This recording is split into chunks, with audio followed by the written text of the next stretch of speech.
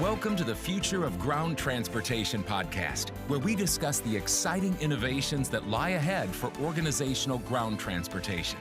Each episode, we cover topics tailored to those resolving transportation-related challenges and provide tips, tools, and trends that will inspire you to stay ahead of the curve. And now, here's your host, Daniel Perez. Welcome to the Future of Ground Transportation. Today we have a special guest, Mr. Jim Becker. Welcome to the show. How are we doing today, Hey, brother? Daniel. Good to see you, my friend. How you been? Excellent. Thank you for joining us today to the Future of Ground Transportation. So, Jim, tell us a little bit about yourself, a little bit about your background, how you get started on your business, and where you are today. Well, I'm in Chicago today. I'm in the studio here, looking out the window. It looks like we're getting some snow. We're expecting about 8 to 10 inches of snow, and it's, of course, December, so go figure. I'm 53 years old, born and raised Chicago. Going to Scottsdale on the 26th. I have a house out there. It's really cool. Married. Been with my wife now for 23 years. Married for 18. We've had beautiful daughters. My oldest is going to turn 13, and my youngest is 9. Nice. And been in transportation for quite some time now. I started Becker Logistics back in 1997. So we're approaching our 26th year in logistics. We move approximately 400 to 450 loads a day. And I've got a great team. We have employed all over the United States and in 3 different countries. And it's just great. I really enjoy what I do. And, people really matter to me. And my purpose is really to have a journey that is filled with love, experiences, excitement, and connections with people like you, Daniel. That is awesome, Jim. One of the things that I like about you is that what I always say in my business, I lost all my hair in the transportation and logistics area. Is that what happened to you as well? Well, no, I did. It was a lot of thinking, like, how do I figure this out? But no, molding ran through my whole father, my whole family, my father, my grandfather, my grandfather on my mother's side as well as my father's side. And I was turning 30 years old. It was 1990, and no, it was 2000. Yeah, it was 2000. And I shaved my head, and I said, "That's it, shaved my head." I think it was October of 2000 or 1999. I just started shaving my head, and I'll tell you, it's the best thing because I shave it in the shower, and it takes just as long to shave my head as it took to shave my face at the sink. So it's a lot of fun. Totally. So, Jim, walk us through the beginning of Becker Logistics. How did it get started? How old were you? And let's go from there. Yeah, I was 27 years old. I'll take you back to when I was 20 years old. I went to school for computer programming and went out after going and getting my degree in computer programming, started working in the banking industry and working on signature retrieval systems. Back in the day, you used to have little cards and you'd go into your branch and sign your name on it. And you could only go to that branch. And then they would check your signature on your check, and then they let you cash your checks. Well, the company I worked at created the software that would take a digital rendition of your signature, and there's some deregulation in the banking industry. And so what that allowed them to do was be able to have that signature show up at all their branches. And so then you could bank at different branches. And then they had ATMs started showing up, automated teller machines. And so in my early 20s, I started installing ATMs all across Chicago, Indiana, Wisconsin, and it was a lot of fun. And someone invited me to, a matter of fact, I ran cross country and track in high school, and one of my friend's father had a brokerage company and said, "Listen, I really want you to come work with me." And he did that for many, many years. And I finally said, okay, I'll come. So I went and worked with him, and I was offered part ownership and about 5%. And if I hit certain things, I did that. Built the company, the LTL division, to be $2 million, and that was the bogey. Their business was about $2 million. I hit $2 million, and after hitting that, I went to him and said, "Hey, how does this 5% ownership work?" And after about 3 months of bugging him, he said his wife said no. And I said, "Okay, great. I'm not busting my ass anymore doing that. And let me go out and do sales with the same salary and everything." And he said, "No problem." I did that. I went to a customer of mine. It was a prison furniture manufacturer. And I went to them and said, see if I can audit their freight bills. I audited the freight bill for 2 years, put it all into 10 key on the prices, figured it out, said I could save you 8%. Went back to him. He said, "Give me a contract." Got a contract together. He signed it for a 2-year contract, $5 million spent. And after doing the deal, he said, "What would it take for you to come work for my company?" And I told him. He said, "You're hired." And I went, "Oh my gosh." And then I planned for 2 years a project, how to start Becker Logistics. So I started it, and I can remember laying on my front room floor with everything together and going, "All right, we're going to make this thing work." And that was 25 and a half years ago, Daniel. Wow, that's a pretty amazing. And I also see that you graduated with a mergers and acquisitions title. Is that correct? Yeah, I went to, in 2013, I realized um, this company, it needs more than what I'm giving it. I think we were only like 30 million. I said, all right, I knew what I could do to get it to about 20, 25. Now going into 30 million, I'm not really sure if I have all the juice to make this thing happen. So I went back to school. My associate's degree in computer programming wasn't going to cut it anymore. For me, at least I felt inadequate. So I went back and said, I'm going to do this. I was edifying myself all in my 20s, you know, and reading books, asking questions, learning more. And I said, I just need to learn more. So I applied to 5 colleges in Chicago in 2013, and Northwestern, all of them accepted Got it. me. And I said, I've always wanted to go to Northwestern, so I'm going to Northwestern. Got it. Went there, completed that with a 3.6 GPA on a 4 scale. And then after that, I said, well, seeing I've done all this learning, let's go to the University of Chicago booth and do the M&A deal, because that's what I need to do next. I need to do another M&A deal. So I did my first M&A deal, or finished that in 2016, and then said, I'm going to do my first deal. So, And so in Jim, the did next you? year, Sorry to did my interrupt. next deal Sorry to interrupt. Sorry by to the end interrupt. of it. And then that was 2017. And we just did another acquisition end of 2021, December. We acquired Correct Freight Services. That was a $42 million business. The one we did in 2017, that was Savage Logistics. That was a $20 million deal. So what did you learn, Jim, from that 20 million acquisition versus the 40 million acquisition? It's a lot more money. Well, did you You have the really need to have your experience? systems in place. You need to have your controls in place when you are taking on another family. Think of it as, I would think of it as this, and I wouldn't do this to my family or my wife, but it'd be like having your wife, and let's just say you have 5 kids. I don't have 5 kids, I got 2 kids, but imagine having 5 kids and a wife, and then you're like, yeah, I'm going to build a house next to me. I'm going to have another wife and another 5 kids. You have more problems and more situations, right?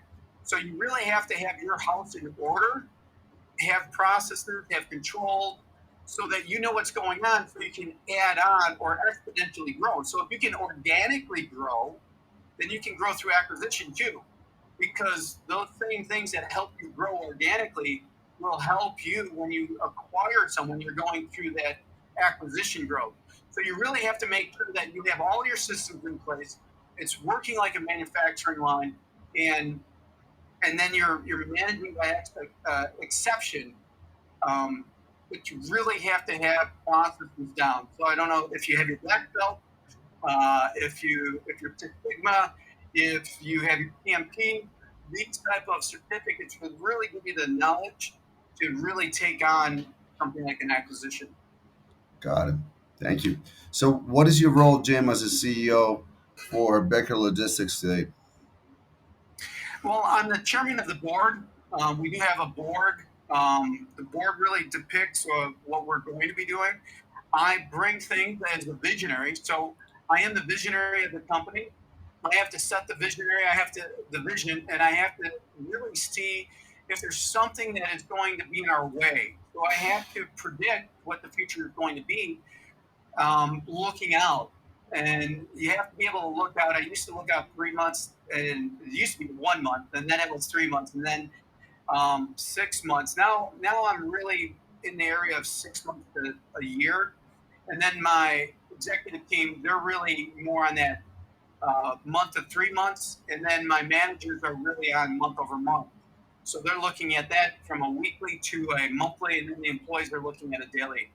So I look at that, and if there's something that really needs the intellect or the critical thinking piece, then maybe it's like a cap table. So the last thing I just worked on was a cap table so that we can go ahead and raise monies.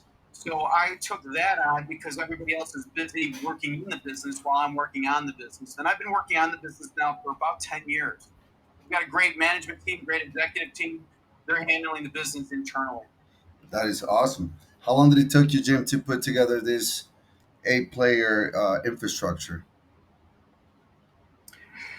Wow, that took a good 15 years. See, we've been bootstrapped all this whole time. So when you're bootstrapped, you can only use the resources that you have. And if doing it another way, like VC or PE money, that would have helped out a lot more because we could have been able to do more quicker. So it took about 15 years to really bang your head against the wall, find out what works, what doesn't work, and you start realizing there's only 168 hours in a week in 10,080 minutes. You're kind of screwed there. So you have to learn how to make time or delegate. And so Totally. those are some of the things that are really critical in order to be able to expand your business. Totally. So, for all the listeners, Jim, what is the main specialties for Becker Logistics? Well, the main specialties for Becker Logistics is primarily where we are a truckload dry van transportation supply chain management company. Majority of what we ship is food grade material. So that does mean that our second is refrigerated frozen truckload. Next would be flatbed, anything on a flatbed, step deck, Conestoga, extended, oversized, overdimensional, permit only, daylight only, transportation of large freight. Next would be LTL, less than truckload, and that's one pallet all the way up to, let's just call it a partial 12 pallets.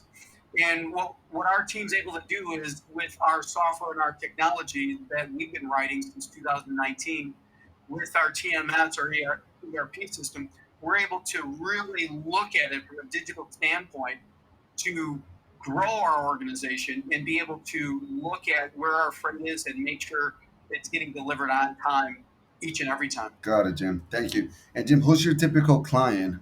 Is it mainly Fortune 1000 companies? If you could please educate me and the listeners as well. Yeah, we're looking at, you know, for a smaller company, we'll do about $170 million this year. And we did about 170 million last year with the acquisition. Without the acquisition, it was 121 million or 126 million. So we are continuing to grow, and we're on out of the 17,000 brokers that are out there, we're in the top 100 every year. And we want to continue that and that growth. We have a business plan to get us to 1.8 billion. To go back to your question, as we're going through this, We really look for the Fortune 100. Being our size, we can handle that Fortune 100, 500 companies. So we're looking for the billion-dollar companies, the $500 million companies. If you're up in 20 billion or 50 billion, we can handle that because of the staff that we have. We're between 150 to 200 employees. We've got really intelligent people working here, really making things go smoother, streamlined, and um, the visibility and transparency is really bar none. It's Got it. fantastic. And Jim, So which as we're moving forward into this, um, those customers are the ones that we probably are doing majority of our business with, probably 40 to 50% of it with those larger customers. Now, that doesn't mean we don't work with the small mom and pop offices. We do. We work with some people that their freight spends only 1 million to I was talking about. We do that, but usually what we try to do is get into those organizations where we're doing the same thing I did back in 1995, signing a contract, a logistics contract, where we are the primary um, holder of that freight for that customer, and we're managing all of their freight for them. got it. So do you actually own the asset, or you're more of a third party sort of provider? Yeah, we are an intermediary. We are that third party. We are the person between. We're not moving freight. We are brokering freight. So we Got it. own no assets, zero. We've been doing this for many, many years. I did start an asset-based company and realized, this is not scalable. And I can understand why brokers do exist, and that we exist for that main reason. A customer, I remember having a conversation with a customer, and they're like, "Yeah, I use Bob's trucking. They got 10 trucks, but Bob has 5 trucks that are out. He's got 5 trucks that are here, but one day I might have 10 shipments. Well, Bob has 10 trucks, but only 5 trucks are available, and he already gave away 3 of them. I only get 2, so I have seven to 8 truckloads that are still sitting here. So Bob can't be the only guy. Yep. So when I come in and I say, well, we have contracts with 125,000 carriers throughout all of the U.S., Canada, and Mexico, and I can get you those 10 trucks tomorrow, no problem. He looks at me and goes, how are you able to do it? Well, through technology, the intellect of our team, and we can really service you better than you ever thought, because this is what we do. This is all we do is transportation, where Totally. you're handling several different modes of manufacturing, inbound, outbound. This is what we do. The same thing if that manufacturer had 10 trucks, those trucks are out also. So Yep. they can't really make all their deliveries because they're making all the pickups for all their products and resources to make their final products. I So could it kind of gives you a good look into that. totally. I could totally relate, Jim. I mean, we have 100 buses in our fleet, and it's a hard business to scale, right? Because once, and we also tailor to Fortune 1000 companies, but when buses are assigned to us in a specific contract, it just puts us at a very limited capacity. So we also create a strategic partnerships with other providers across the nation. So switching a little bit of the subject, Jim, what are the main challenges that you're currently experiencing within your industry? Well, I would say the number one challenge right now, we've been in a 8 month downfall on average rate build. So, um, we're a pass-through company, right? So we're not moving freight, we're brokering freight. So where we were charging our customers somewhere in the area of $2,080 per shipment in Q1, we're now charging those same customers $1,550. So, and that's an average, right? We do have some shipments that we're charging customers 10,000, all of the ones that charging customer $150. So when you look at the mu of that, the average continued to decrease. There's a couple things on that. Inflation is kind of over. It happens here in transportation first. The same thing happens when inflation does happen. We see it here first. So there's a lead and a lag on that. So we've been following that coming down. And trucking companies, as you own your own buses, you might have been able to fill up that bus with 80 people, and your price was maybe $3,000 to rent that bus out. Well, today maybe it's only $2,500. So when you see that decrease happen, it starts getting competitive on the supply chain management side, right? When you have the supply and demand kind of off, it opens up that opportunity.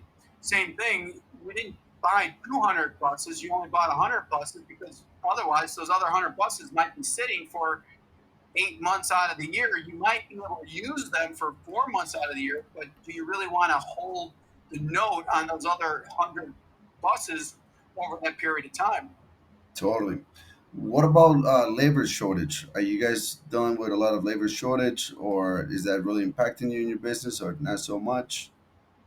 No, there's three modes of to run a business. The three modes are run mode, where you're just running and you're not really changing much.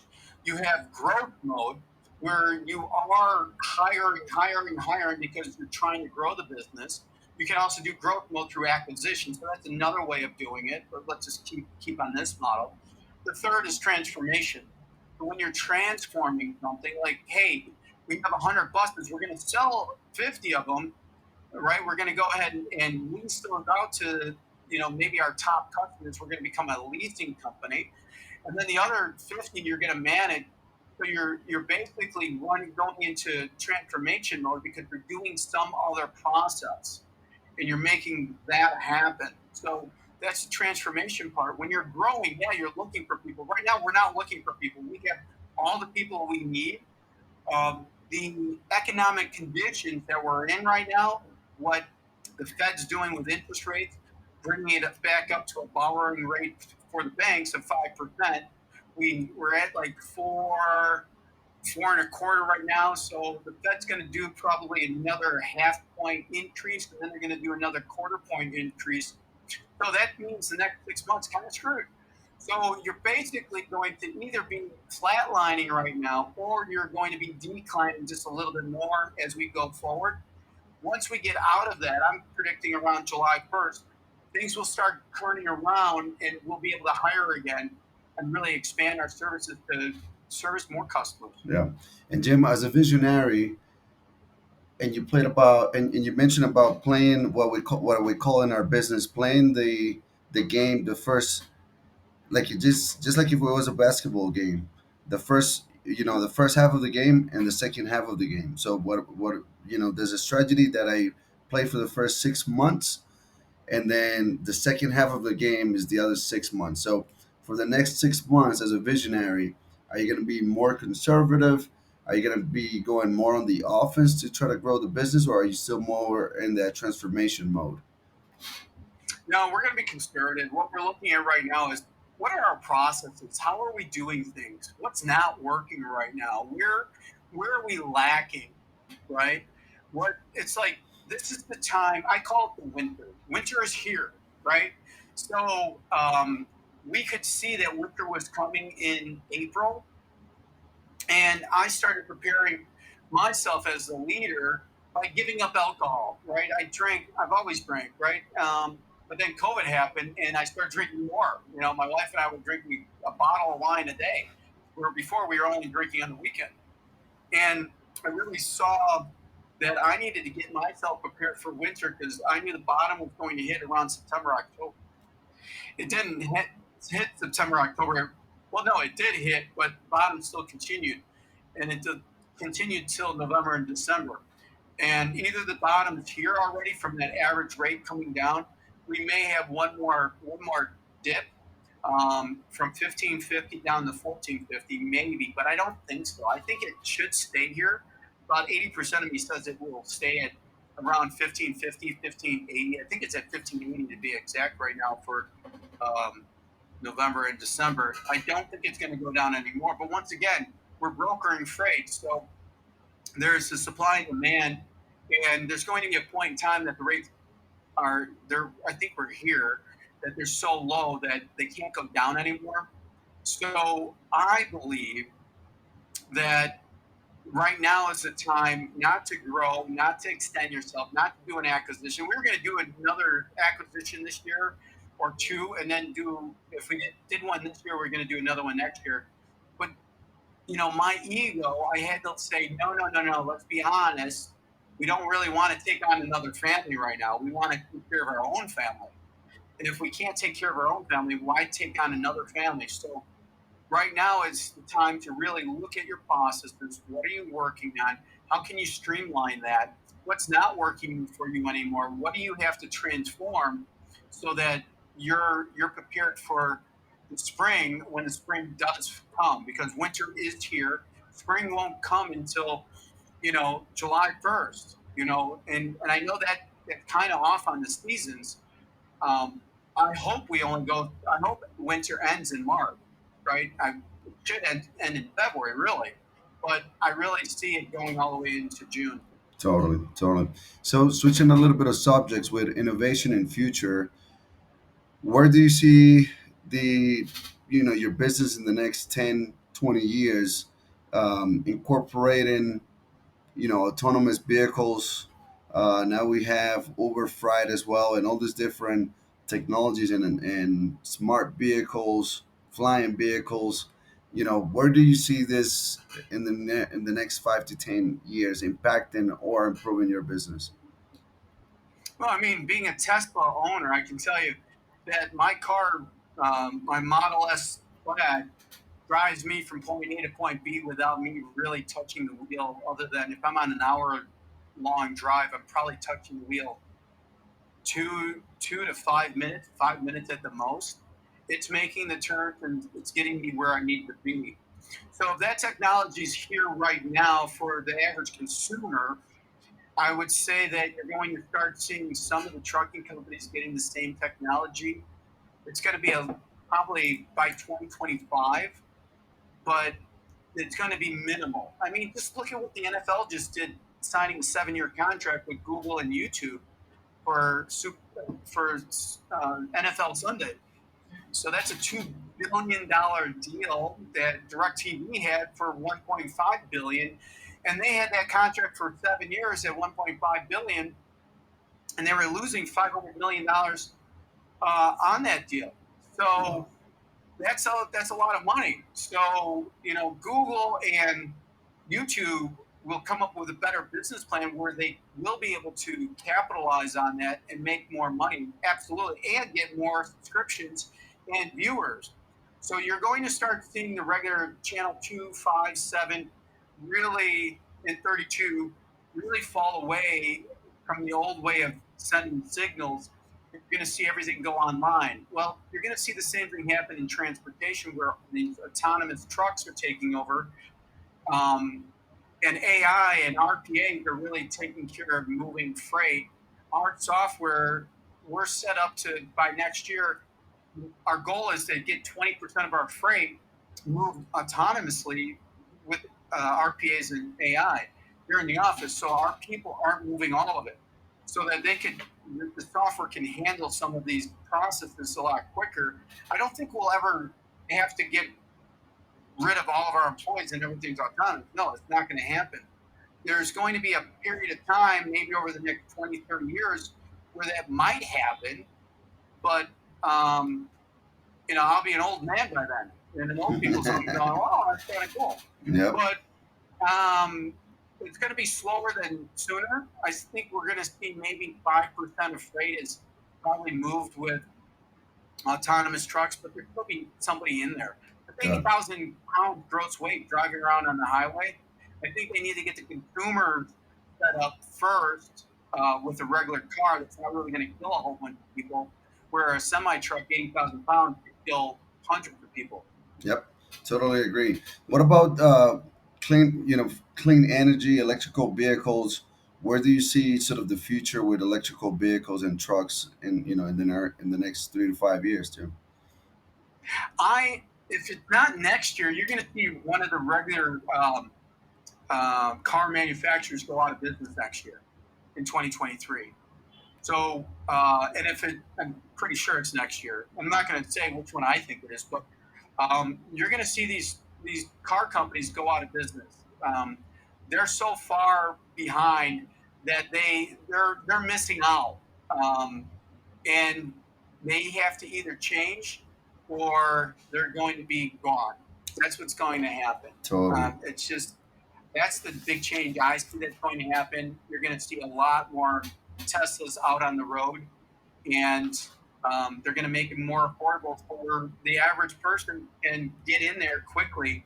And you're going to see a lot of these cars just driving around. They're going to change regulations where you could sit on your cell phone because you could read a book. You could be on a laptop driving a car now. I wouldn't do that because the car's still making mistakes. But with the latest self-driving software that they just uploaded, it's pretty good.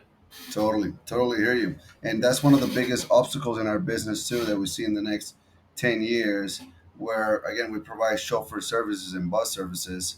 And once we enter into the autonomous, you know, there's going to be very minimum opportunities for chauffeur businesses like us to provide that sort of white glove service if we end up transitioning to those autonomous vehicles.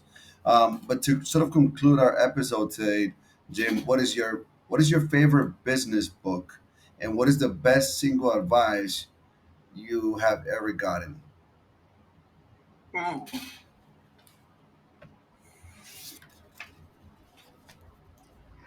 there's so many. I'm going to go with Primal Leadership. What is it? Primal Leadership. Daniel Goldman. That's my favorite. I was going to say Good to Great, but no, and I was going to go with Laws of Success by Napoleon Hill.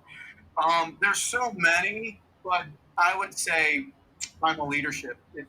If any business owner read Primal Leadership, it would really help a leader understand who they ought to be when leading people. And Primal Leadership does that. Yeah. Got it. How? Well, What? the biggest takeaway. Yeah. What was the biggest takeaway? The biggest takeaway that I don't think I necessarily learned this from somebody else, but when you have a problem with somebody else and you're upset at that other person, you're generating that. You are internally in yourself. I can be with anyone at any time. I don't care if they want to kill me. I can be with them. That is. And at the end of it, we'll come out of it loving up on each other. Honestly, that's the best advice I can give you today. You don't like someone, change yourself. You change what you see. Totally. So, Jim, for all the listeners, especially what you mentioned at the beginning, that you really want to focus and deliver a business where you create an environment with purpose, with love, with experience. How can we support you on your journey? And for all the listeners that are mainly procurement officers, facility managers, and people in your sector, how can they find you as well? Absolutely. The best place to find me is at LinkedIn. If you go to LinkedIn / or LinkedIn.com /IN / Jim Becker 3PL, you will find me. Go in there, check out my profile. You'll see my face in there. You'll see Inc. 5000 because we're on that on a regular basis. Top 100 on the transport topics. And you'll see that we've been in business for over 25 years. Follow me on there. Look at what I'm posting, the activity that I have, and then like and learn. You could go in there every day and see what I post because I'm posting every day, including weekends. And I have some fun stuff, and I make learning fun and retainable. So you'll be able to retain the information too, the way that I'm delivering it. And myself and our team really brings all this material forward. I couldn't do it without them. I mean, get on there and then DM me, direct message me, and I'd love to talk to whoever's out there. If you need help with your transportation, no problem, I'll help you. If you need help with your business, check out what I have going on. There's tons of free content out there, and that's our network promise. Totally. Again, thank you very much, Jim Becker with Becker Logistics. Thanks for all the listeners for tuning in today. Please make sure you like and subscribe, and we hope to see you in the next episode. You guys have a great day. Thank you, Jim.